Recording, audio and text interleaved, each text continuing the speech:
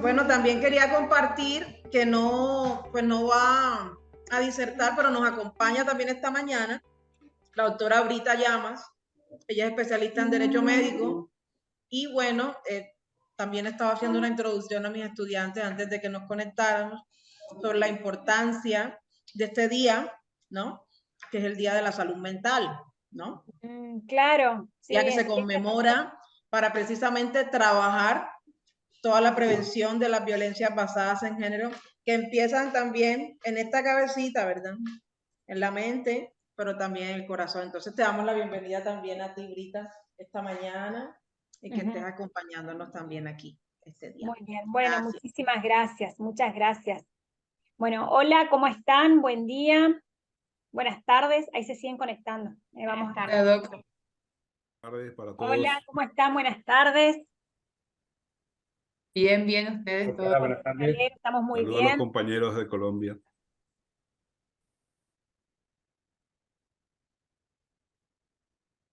Bueno, como saben, estamos en esta materia que es conciliación y arbitraje, y en este caso, continuando con el desarrollo de las aulas espejo, tenemos el honor de que nos acompañe el doctor Carlos Grillo, quien es, bueno, por supuesto, especialista en Derecho Laboral, y ustedes ya lo conocen, y vamos a conversar en este caso con él y vamos a trabajar también con nuestros estudiantes y nuestros docentes de la Universidad del SINU de Cartagena con algunos temas o alguna introducción referida a la conciliación, en este caso, conciliación laboral, y la doctora hará referencia a conciliación en el ámbito familiar. Todas las preguntas respecto a exámenes, a encuentro de extensiones áulicas, etcétera, que sean de carácter más administrativas que académicas, les voy a pedir que una vez finalizada la clase, la exposición de los profes y realizadas las preguntas, nos vamos a detener en esos temas. Así que bueno, muchísimas gracias, doctor, por estar acá. Agradecemos su presencia. Sabemos que va a ser muy valioso para nuestros estudiantes poder escucharlos, y por supuesto a la profesora Tania Massa Chamorro. Bienvenidos. Bueno, bienvenidos todos y todas. Es un enorme placer, no les puedo decir la alegría que tengo de participar de este espacio, y tengo el deber moral o sentimental, o como quieran llamarlo, de agradecerle a Noé que me dé esta oportunidad de participar en un aula espejo como esto y sentirnos tan cerca a pesar de estar tan lejos, ¿no? El tema que me propusieron, bueno, también me da mucha alegría ver algunas caritas que ya conozco de las extensiones. Es muy grato volver a verlos realmente. Le decía, ¿no?, el otro día que, y no es que quiera quedar bien con ustedes, pero lo digo en cada ámbito que tengo ocasión, la enorme diferencia de la experiencia docente en las extensiones en relación a la tarea habitual que uno desarrolla acá en Casa Central, porque no solo la receptividad, sino el cariño, el entusiasmo, que además se ve luego reflejado en los exámenes, así que eso, aprovecho esta oportunidad de poder decírselo nuevamente. Bueno, el tema de la conciliación en el ámbito laboral en nuestro país es un tema que tiene una enorme jerarquía y una gran importancia desde siempre para el derecho del trabajo. Me veo obligado a recordar algunas notas básicas y sobre todo para compartirlas con los compañeros y los colegas de Colombia. La conciliación se presenta en el derecho del trabajo en dos ámbitos: en el de los conflictos individuales y en el de los conflictos colectivos de trabajo, que son dos ámbitos de conflicto absolutamente diferentes, porque tienen sujetos diferentes, porque tienen medios y métodos de solución diferentes, pero en ambos aparece la conciliación como un método posible de solucionar estos conflictos. En primer lugar, me quiero referir al conflicto individual, digamos, el conflicto individual de trabajo, que se da entre un empleador y un trabajador o un grupo de trabajadores, lo que nos va a llevar a que el conflicto pueda ser de tipo individual o pluriindividual, pero no porque haya más de un trabajador va a ser un conflicto colectivo, eso ustedes ya lo saben, porque la diferencia esencial entre uno y otro está en el interés en juego. Y en los conflictos individuales y plurindividuales hay intereses individuales, y en el conflicto colectivo se ve afectado el interés de una categoría laboral abstracta. Pero cuando nos adentramos al terreno de la conciliación como método alternativo de solución de conflictos, que es un poco la médula del curso que ustedes están transitando, es necesario recordar que en el ámbito de las relaciones laborales y en particular en los conflictos individuales, la conciliación tiene límites. No se puede conciliar de cualquier manera. Yo siempre digo, cuando toco este tema en curso de grado, un buen agente inmobiliario o un buen vendedor de autos tendría muchas dificultades para conciliar un conflicto laboral, porque tal vez tiene las herramientas para convencer a las partes acerca de la utilidad de llegar a un acuerdo, pero va a tener el freno o la limitación del tipo de crédito que se concilia en estos casos, que son créditos laborales que tienen una nota que los diferencia de cualquier otro tipo de créditos que ustedes bien recuerdan, es la irrenunciabilidad. Entonces, cuando está en juego un derecho laboral, un crédito laboral de tipo irrenunciable, esto implica una limitación, me permito decir, absoluta para la conciliación, porque no es válido disponer, por más que lo refrende un juez o un funcionario administrativo, no es posible disponer de créditos que son indisponibles para nuestra legislación nacional. Ustedes tienen que tener presente que el artículo 12 de la Ley de Contrato de Trabajo, que es el que establece el principio de renunciabilidad, tuvo una reforma muy intensa en el año 2008 que restringió aún más la posibilidad de celebrar acuerdos entre el empleador y el trabajador que afecten derechos irrenunciables. Entonces, la conciliación allí demuestra tener un límite. No se puede conciliar cualquier cosa. Ahora, la experiencia nos muestra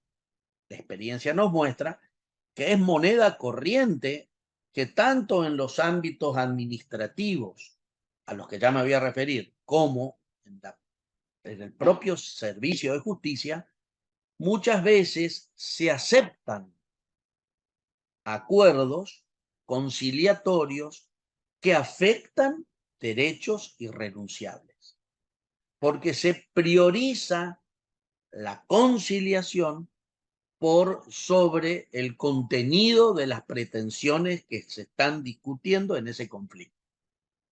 Esto nos lleva a tener que señalar estas anomalías porque sucede, y hay jurisprudencia reiterada y pacífica, que cuando un acuerdo de estas características es sometido a un test de validación judicial, a una revisión de lo acordado, cuando se afectaron derechos que son irrenunciables, la respuesta judicial necesariamente va a ser la de nulificar ese acuerdo.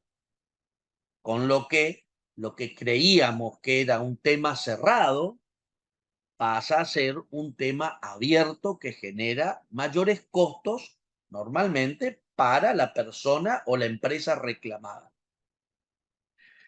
sin perjuicio de tener que remarcar además cómo afecta este tipo de situaciones a la seguridad jurídica. El tema es que el problema está en el origen, en el gen de este tipo de acuerdos, en los que como que se pasa a un segundo plano la correcta valoración de cuáles son los créditos respecto de los cuales se está conciliando. Entonces, este es un primer señalamiento que quería hacer. La pregunta del millón aquí sería, así acostumbramos a decir acá, Tania, la pregunta del millón es la pregunta más valiosa. Y entonces, ¿qué se puede conciliar? ¿Respecto de qué contenidos las partes de un conflicto individual pueden conciliar? Y la respuesta a este interrogante lo da el artículo 15 de la Ley de Contrato de Trabajo. Ese artículo que muchas veces pasa desapercibido y que es un artículo fundamental para el ejercicio de la abogacía en el fuero del trabajo. Cuando digo fuera del trabajo, digo en el ámbito administrativo y en el ámbito judicial, porque es la herramienta que plasma en el ordenamiento jurídico laboral esta alternativa que ustedes estudian como medio de solución de conflicto o como medio alternativo de solución de conflicto, que es la conciliación. Pero la plasma con ciertos matices y ciertos requisitos que no pueden ser eludidos para que esos acuerdos conciliatorios, a los que la ley en realidad los denomina acuerdos conciliatorios transaccionales y liberatorios, deben recaer, y en esto la doctrina es pacífica, sobre derechos o créditos dudosos, litigiosos, para ser más precisos. ¿Y cuándo un crédito o un derecho es litigioso? Bueno, cuando su existencia es nada más que una pretensión. Y es una pretensión que está fundada en un reclamo que está fuertemente y sinceramente controvertido por el destinatario de ese reclamo. Entonces, en este momento es inevitable, sobre todo para los compañeros de Colombia, que tal vez no manejan este lenguaje que yo estoy utilizando, o manejan un lenguaje similar, dar un ejemplo de qué tipo de créditos se pueden transar y qué tipo de créditos no se pueden transar. Por ejemplo, si yo despido a un trabajador en la Argentina sin causa, es decir, no invoco ninguna causa y lo despido, la ley me dice que tengo la obligación de indemnizarlo. Y si no lo preavisé, le tengo que pagar la indemnización sustitutiva del preaviso. Pero además la ley me dice el contenido de esa indemnización. No es algo que queda sujeto a la apreciación de un juez. En principio, el contenido mínimo de esa indemnización va a tener que ver con la estructura de la remuneración de ese trabajador y su antigüedad en el empleo. Con estos dos elementos, remuneración y antigüedad, el juez del trabajo o un funcionario del ministerio sabe exactamente cuál es la indemnización que ese trabajador debería haber percibido. Ni más ni menos. Entonces, si yo despido a un trabajador sin causa y le corresponde una indemnización de 1 millón de pesos, ese 1 millón de pesos no es disponible. No puedo hacer un acuerdo en base al cual le pago un porcentaje de ese millón, como acostumbran a aceptar a algunos ámbitos administrativos del trabajo en la Argentina. Entonces, ¿en cuánto arreglaron? En el 70%. Ah, bueno, sí, eso lo vamos a aceptar. Eso no es válido. Y me permito una expresión poco académica, pero que es bien clara. Es pan para hoy, hambre para mañana. Porque hoy puedo llegar a un acuerdo que el trabajador acepte, pero si el trabajador se asesora correctamente, puede cuestionar ese acuerdo y seguir cobrando la diferencia que dejó de cobrar en base a un acuerdo inválido. ¿Por qué inválido? Porque se dispuso de un crédito liso y llano, puro, que no tiene controversia alguna. ¿Se entiende esto? Como siempre le digo, si me tiran un dedito, sigo. Ahora, el opuesto a este acuerdo que no es permitido es cuando está en discusión un crédito litigioso. ¿Y cuándo hay un crédito litigioso? Bueno, hay muchos ejemplos, pero el más sencillo para ser entendido es un despido justificado o una situación de despido del trabajador que pueda ser controversial. ¿Y por qué es litigioso? Y porque puede ser que esto llevado a un juicio prospere o no. Es decir, si el empleador despidió al trabajador con justa causa y la causa se presenta como una causa posible, atendible, creíble, veraz, cuando ese trabajador le quiera hacer un juicio al empleador y lo lleve a tribunales, es altamente probable que un juez diga, no, mire, usted fue bien despedido y no cobra nada. Es más, si pierde el juicio va a tener que pagar las costas, los honorarios. Ahí estamos en presencia de un crédito litigioso que puede ser transado, que puede ser conciliado en un ámbito de conciliación. Entonces, este es el primer requisito. Que el crédito sea dudoso, litigioso. Y dije al pasar algo, sinceramente litigioso.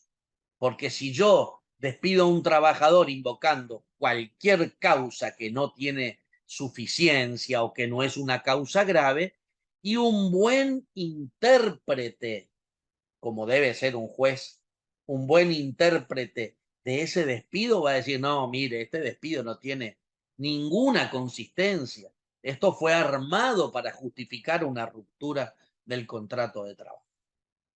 ¿Estamos hasta acá? Bien. Entonces tenemos un primer requisito para que la conciliación sea válida, que es el crédito litigioso. El segundo requisito es el ámbito en el que el acuerdo se permite. Y nuestro país admite que esto se celebre en el ámbito de la autoridad administrativa del trabajo, que es competencia de las provincias, y esto no es un tema menor para lo que luego voy a explicar, o ante el juez del trabajo que le corresponde intervenir en ese conflicto. Entonces, el acuerdo debe ser presentado ante una autoridad. No alcanza que intervenga un mediador matriculado o un conciliador matriculado. El conciliador va a ser una herramienta, un medio, pero el ámbito para celebrar el acuerdo es estatal. Y un tercer componente, y tal vez uno de los más relevantes, es que si superamos los dos primeros requisitos, aparece el tercero, que es la famosa homologación de ese acuerdo. ¿Y en qué consiste esa homologación? Consiste en un juicio de valor que hace la autoridad acerca de la validez y la conveniencia de ese acuerdo. Hay un doble juicio de legalidad y de mérito, en el que un funcionario autorizado va a expresar que existe, y esta es la frase, una justa composición de derechos e intereses entre los celebrantes. Y con esto sí vamos a tener un acuerdo en el que la conciliación funcionó válida y eficazmente para dar terminado un conflicto. Ahora, Noé, marcame el horario porque yo por ahí arranco y después no paro. Sí, doctor, ¿estamos bien? ¿Estamos bien? Bien. Sí. Otro contenido de esta conciliación que adquiere mucha importancia en los tiempos actuales es un tema que lamentablemente en la carrera de grado se lo ve un poquitito por arriba, así que esta es una buena oportunidad para volver sobre el punto, que es qué eficacia tiene en estos acuerdos una frase que todos ponemos cuando representamos en los acuerdos a quien tiene que pagar, a quien tiene que cumplir con una obligación de dar una suma de dinero, que es el empleador. ¿Qué frase ponemos habitualmente? Que con las sumas percibidas el trabajador no tendrá más nada que reclamar al empleador como consecuencia del desarrollo y extinción del contrato de trabajo por ninguna suma de dinero remunerativa, no remunerativa, indemnizatoria, bla, bla, bla, bla, bla, bla. Y ponemos toda una cláusula así, redonda, omnicomprensiva, con la que creemos que nuestro cliente, si somos el abogado del empleador, se puede ir tranquilo a la casa. Y esto era efectivamente así en determinada época, bajo la influencia de un plenario que existió en la Argentina, que es previo a la ley de contrato de trabajo, que se conoció como plenario Lafalce, que mantenía que cuando en un acuerdo de estas características individual o plurindividual se establecía una cláusula como la que acabo de relatar, luego el trabajador no podía formular ningún tipo de reclamo a ese empleado. Era como una suerte de cosa juzgada absoluta, amplia. Ya, acordamos que con esto no tenés más nada que reclamarme en el futuro. Bueno, esto ha sido revisado hace bastante tiempo por la doctrina ius laboralista y es particularmente por el derecho procesal laboral. Y ha sido revisado en el sentido de darle esa eficacia. Claro que tiene una eficacia de cosa juzgada el acuerdo conciliatorio homologado, pero limitada a los temas que fueron objeto de conciliación. Es decir, si yo acordé, ejemplo, hay un despido justificado, como el ejemplo que les mencioné, voy a plantear un reclamo administrativo o judicial y el empleador llega a un acuerdo con el trabajador respecto de la indemnización por despido, y esto es un crédito dudoso, litigioso, cuando se pongan de acuerdo sobre el importe y la forma de pago, ese crédito indemnizatorio ya queda terminado, cancelado una vez que se paga. Pero si al otro día de que se homologó el acuerdo, yo soy el trabajador y me presento con una demanda diciendo, mire, a mí, yo realizaba horas extras y no me las pagaron, yo trabajaba en una categoría más alta que la que figuraba en mi recibo, yo hacía jornada completa y en el recibo figuraba jornada parcial, etcétera, etcétera. Todas las hipótesis que ustedes se pueden imaginar de insuficiencia salarial, eso no formó parte del objeto del acuerdo, ¿se entiende? Y por lo tanto, la homologación no se va a hacer extensiva a lo que no formó parte del acuerdo. Entonces, y yo no debería decir esto, pero lo digo, cuando uno va a celebrar este tipo de acuerdos, tiene que ser preciso en individualizar los ítems que cancela con ese monto y darle naturaleza litigiosa a esos reclamos. Entonces, si a mí me van a decir que había horas extras, yo como empleador voy a decir que no había horas extras. Tendré que negar esos contenidos diferentes al de la indemnización y llegar a un acuerdo integral que comprenda cada ítem o rubro remunerativo o indemnizatorio que me pueda ser reclamado. Esto a título de práctica. Y por último, por lo menos, después quedaré sujeto a las preguntas que quieran hacerme, pero el otro tema que me interesa señalar es vinculado a la obligatoriedad de la conciliación. ¿Por qué? Porque la conciliación durante mucho tiempo fue como una suerte de adorno en el conflicto individual. Y lo digo de nuevo, una suerte de adorno que se utilizaba de acuerdo al interés de las partes. Si el empleador quería conciliar, trataba de conciliar. Si el trabajador no quería hacerlo, huía de la conciliación. Entonces, no se generaba esta suerte de idea fuerza de procurar un método alternativo de solución del conflicto. La conciliación era como algo que las partes disponían como querían.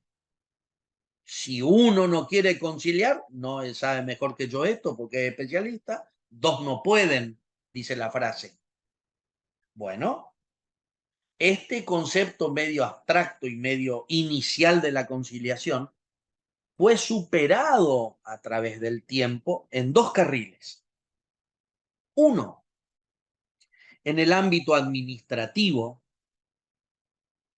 en el orden nacional, recordarán ustedes que existe un servicio de conciliación laboral obligatorio previo al inicio de la demanda judicial. Lo dije todo de corrido. ¿Qué quiere decir ese servicio de conciliación que depende del Ministerio de Trabajo de la Nación?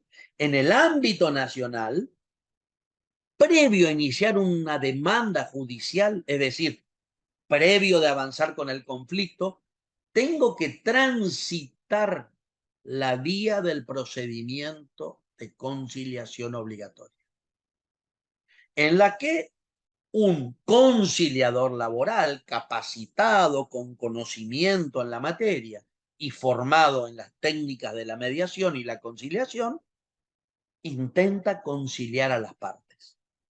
Esto comenzó siendo obligatorio en Buenos Aires para la Justicia Nacional del Trabajo en el ámbito de la ciudad autónoma y ya fue irradiando a otras provincias que tienen este servicio, como la provincia de Río Negro, de San Juan y otras en las que existen o tienen estado parlamentario proyectos de instaurar este sistema de conciliación laboral obligatoria previa. Pero les decía que en dos ámbitos la conciliación dejó de ser un adorno. Uno en el administrativo y otro en el judicial. ¿Por qué en el judicial? Porque el juez del trabajo en los últimos años cambió su perfil, su rol en este ámbito de la conciliación. Antes, el juez del trabajo también era como un sujeto expectante que quedaba sujeto a lo que las partes decidían. Llegaba la demanda, contestación de la demanda, siempre se señalaba una audiencia de conciliación. ¿Por qué? La conciliación es como una nota caracterizante del procedimiento laboral. Pero la eficacia de esa audiencia era menor, porque la conciliación se hablaba entre los abogados y era presentada al juez. Y si los abogados no hablaban o no tenían buen diálogo, la conciliación pasaba, como dice Serrat, veloz y ligera. Ahora, hoy el rol del juez ha cambiado y el juez tiene una preponderancia en materia de conciliación, al punto que los códigos procesales modernos, como es el de mi provincia, por ejemplo, del Chaco, permite algo que hubiera sido impensado en otras épocas, que es que el juez formule propuestas conciliatorias a las partes. En la audiencia de conciliación, que ya no es de asistencia voluntaria, sino que es de comparecencia obligatoria, bajo sanciones, si no se comparece, el juez que estudia la demanda y que estudia la contestación de la demanda antes de celebrar la audiencia, tiene herramientas para poder orientar o inducir a la conciliación, cuando eso fuera posible, que hay casos en los que no es posible. Pero a pesar de ello, el juez advierte a las partes del camino que van a transitar, del litigio costoso que van a tener, del tiempo que va a durar, y bajo esas prevenciones está facultado a proponer fórmulas conciliatorias, que si las partes aceptan, dan por concluido definitivamente el conflicto. Es decir, esto sería en apretada síntesis lo que implica hoy la conciliación y los límites de la conciliación en los conflictos individuales de trabajo. Voy a dedicar 1 minuto y cierro, Noé, o 2, a la otra rama del derecho para poder diferenciar y que no quede en el tintero la presentación del tema, que son los conflictos que se dan en el ámbito colectivo del trabajo, en donde no tenemos la limitación de los derechos irrenunciables, porque son normalmente conflictos de intereses en los que fundamentalmente el sector sindical reclama mejoras en las condiciones de trabajo y para eso recurre a la herramienta que la Constitución Nacional les da, que es el ejercicio del derecho de huelga,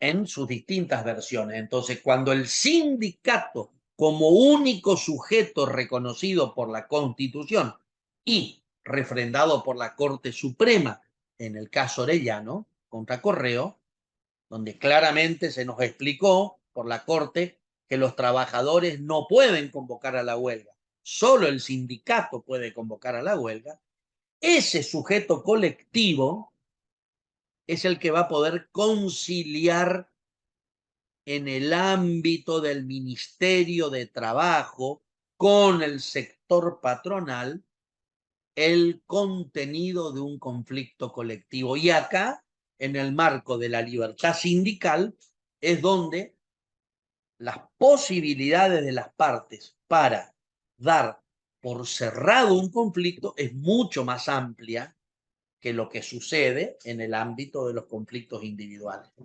porque no está la limitación, como ya les dije, de el carácter irrenunciable de las pretensiones que se están controvirtiendo.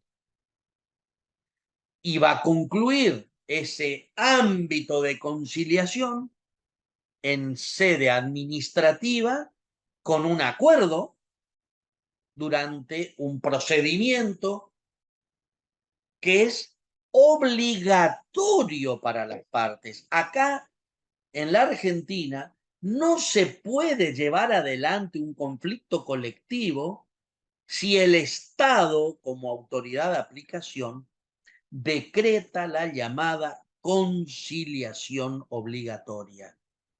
Si esto sucede, el conflicto se retrotrae y si hubo despidos del sector patronal, esos despidos son dejados sin efecto, y si la medida de acción directa se está cumpliendo, el sindicato debe suspender la huelga hasta tanto se transite ese procedimiento de comparencia obligatoria y conciliación voluntaria.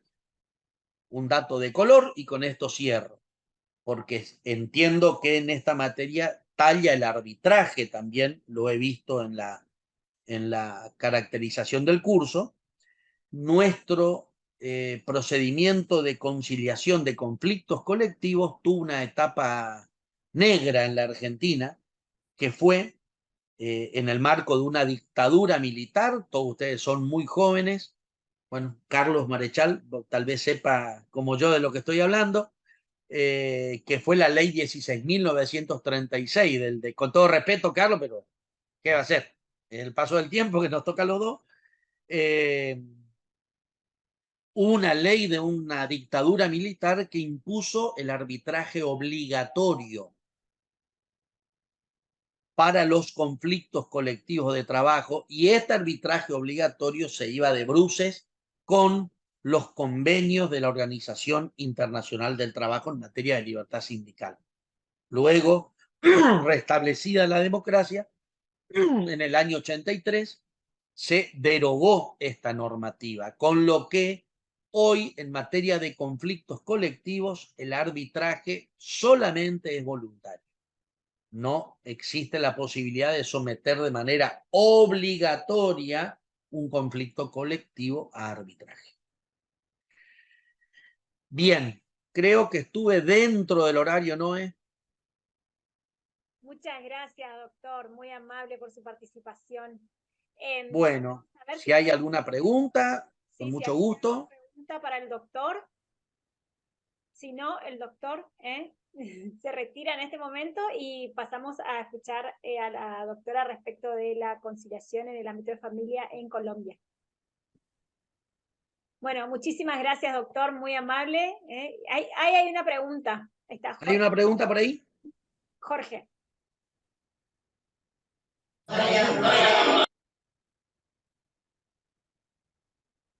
No sé si fue pregunta o fue saludo de Jorge. Hola, Jorge. Tienes una pregunta, Jorge. Buenas tardes.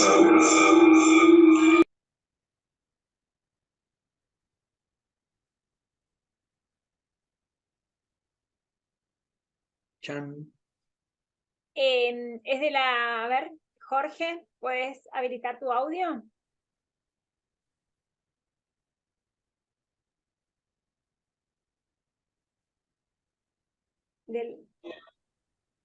Ya, listo. Dele pues. Buenos días. Mi nombre es Buenos Jorge días. Miguel Castillo y pues me gustaría que me aclarara, por favor, acerca de la plenaria de la FRACHE. ¿Cómo? Me gustaría mucho que me aclarara un poco más acerca de la plenaria de la FRACHE.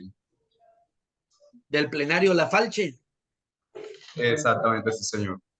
Bueno, el plenario en la Argentina es un fallo que dictan las cámaras de apelaciones, que son los órganos judiciales de segunda instancia, que tienen varias salas compuestas por jueces de revisión, jueces de segunda instancia.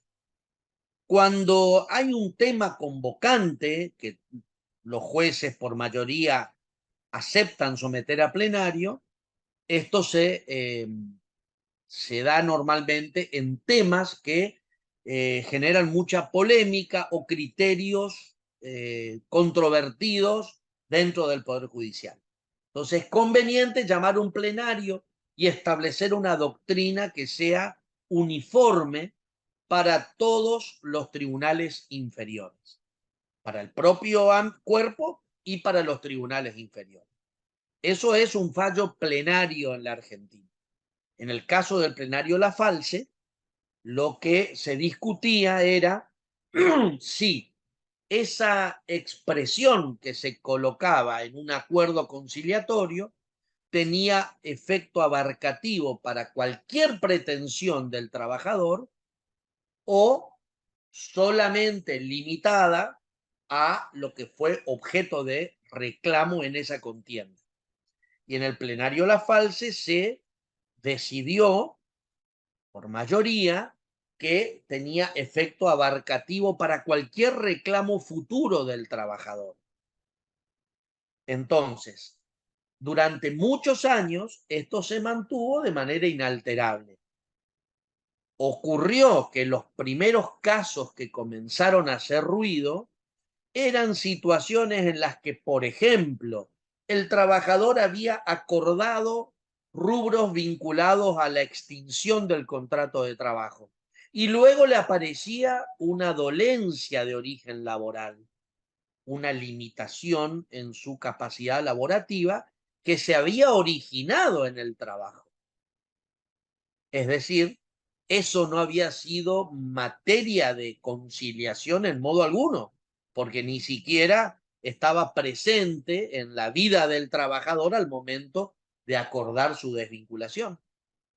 Y cuando el trabajador quería hacer el reclamo, se encontraba con una defensa de cosa juzgada por parte del empleador, diciendo, no, usted ya manifestó y esto fue homologado con efecto absoluto de que nada más me podría reclamar como consecuencia del contrato de trabajo. Básicamente, esa es la idea del plenario Lafalce.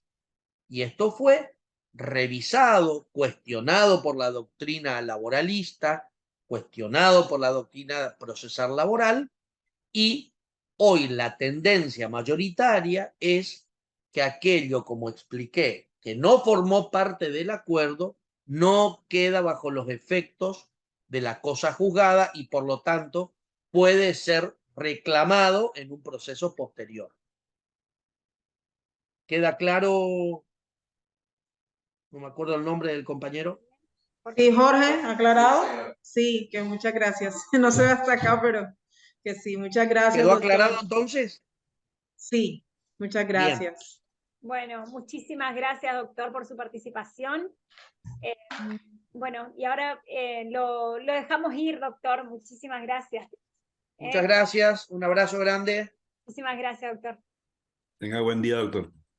Igualmente para todos. Gracias, doctor. Espectacular, como siempre, Bueno. Doc. Muy Gracias, bueno. doctor, un placer. Gracias. Muchas gracias, chicos, muchas gracias. Tania, un beso grande. Un beso. Bye bye. Chao, Noé, gracias. Chao, muchas gracias. Bueno, muy bien, muchísimas gracias. Ahora sí la escuchamos a la profesora. Sí. Bueno, el doctor Grillo hablaba precisamente sobre la forma como la conciliación estaba dentro del derecho argentino a nivel laboral. Yo quería solamente pues referirme a la referencia que tiene la violencia intrafamiliar, en cierto sentido pues con la conciliación. Ustedes saben que a nivel general pues la violencia intrafamiliar no es conciliable, pero hay en nuestro país, no sé si en el de ustedes, una dicotomía pues respecto a estas instancias, y quería compartir precisamente pues algunas situaciones. Hay unos alcances de la supresión de la función conciliatoria en las comisarías de familia en Colombia. ¿En qué sentido? Hay ocasiones en donde pues llega toda la situación de la violencia intrafamiliar y pues en general al final ocurre un acta. En ese sentido, para mí sí hubo una conciliación, porque es que tú vas a la comisaría de familia, estás hablando sobre lo que te pasó y llegas a un acuerdo para que eso no vuelva a suceder, ¿cierto? O para que eso pues no se repita. En ese sentido, quiero también citar una parte de este contexto en el sistema jurídico. Dice, en el contexto de Colombia decidimos que el sistema jurídico debe entenderse en un sentido amplio, pues conoce la posibilidad a los particulares para administrar justicia. El sistema jurídico comprende el sistema judicial regulado por el derecho positivo mayoritario, las modalidades comunitarias que incluyen las actividades de los diversos operadores jurídicos comunitarios que basan sus decisiones en normas sociales, y los escenarios institucionales que hacen parte del Poder Ejecutivo, como por ejemplo las inspecciones de policía, los personeros o los comisarios de familia. Entonces, en ese sentido, quería compartir este pequeño acápite porque ayer precisamente le preguntaba a una chica, acá estudiante que trabaja en una inspección de policía. Yo le decía, cuando te llegan los casos de violencia intrafamiliar, ¿tú piensas que los concilias? Y ella me decía que sí.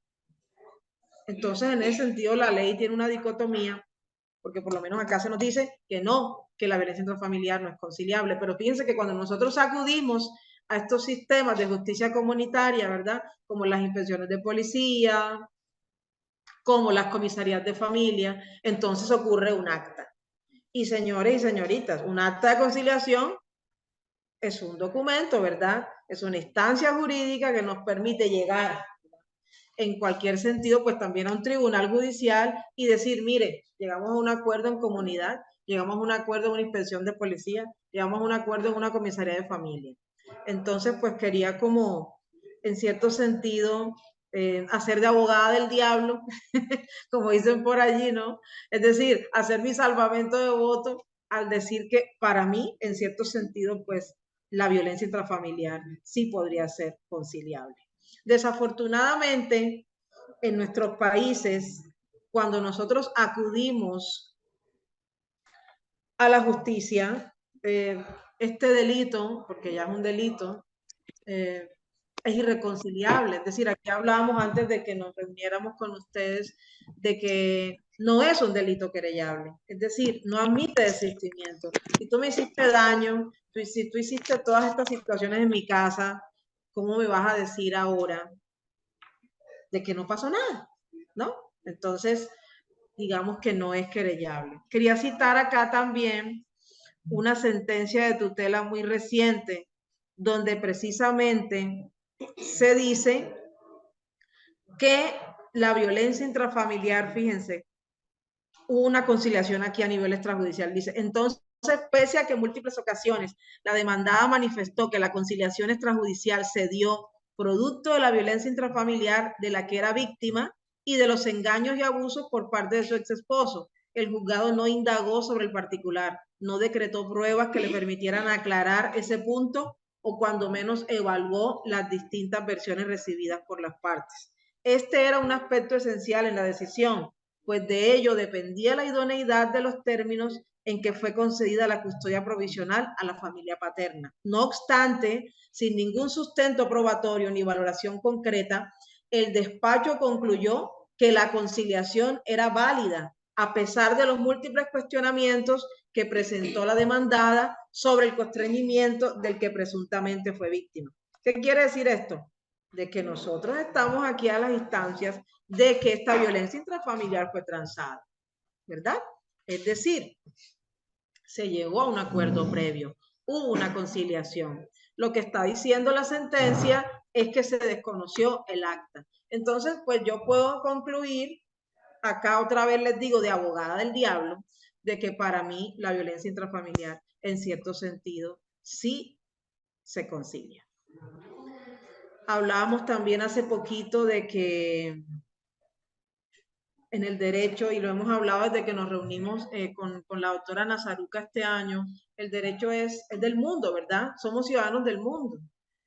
Ahora me comentaba acá la doctora Brita de lo que comentaba el doctor Grillo, en la, ¿cómo decía doctora?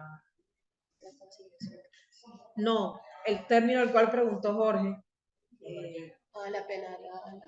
La plenaria de la fache. ¿Aquí en Colombia se le llama? Tú me dijiste que tenía otro nombre. Tenía otro nombre. Que era lo mismo. ¿Era igual? Era igual, lo que pasa es que en Argentina le colocaron así. Entonces, ¿qué concluimos con esto? Hombre, que para nosotros cada día más se van tejiendo, ¿verdad? Más hilos de araña, ¿verdad? Más hilos conductuales, más dramaturgias, le llamo yo, más historias legales que nos acercan. Y las fronteras cada día se van haciendo más pequeñas. Entonces no nos debe asustar que nosotros terminemos por allá en Argentina conciliando y ustedes por acá en Colombia haciendo lo mismo.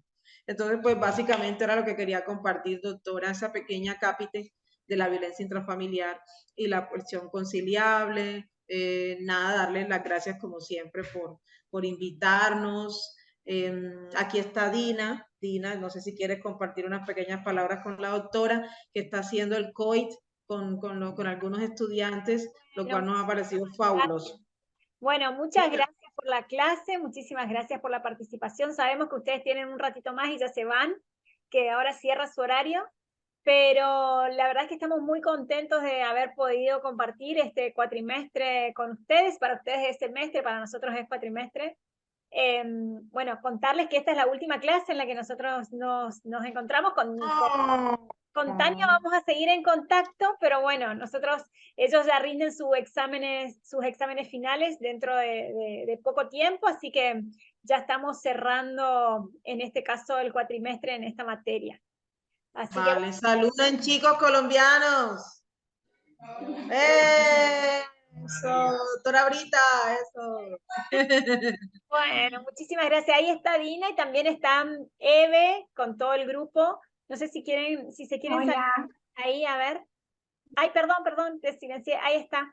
Ahí está. Hola Noé, hola, ¿cómo estás? Hola Dina. Aprovecho la oportunidad para, como le comenté a Noelia, para decir que Dina se amoldó realmente impecable al grupo. Un aplauso para Dina. Un aplauso para Dina. Así que bueno, justamente hoy... Hola Dina. Hola. Hoy 20 y 30 tenemos el Zoom. Sí, a las 6:30. 20:30 Argentina, eso hay que organizar porque bueno, a nosotros con Tania siempre nos pasa, desde el primer día.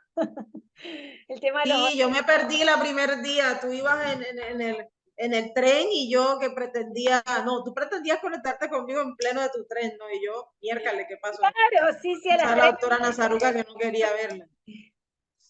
Bueno, muchísimas gracias, está bien. Les comentamos a los demás compañeros, por si no saben, hemos logrado tener un trabajo en COIL, es decir, en colaboración entre Colombia y Argentina. Es realmente muy importante. Tal vez hoy no lo vean así, pero ustedes se van a dar cuenta que es muy, muy importante para las universidades, para ustedes como personas y sobre todo para nosotros como región. Es muy importante poder conciliar y consensuar un trabajo en común y poder presentarlo. Realmente es muy, muy importante. Así que nosotros valoramos el esfuerzo que han hecho cada uno de los participantes, en este caso de los estudiantes. Estamos muy agradecidos.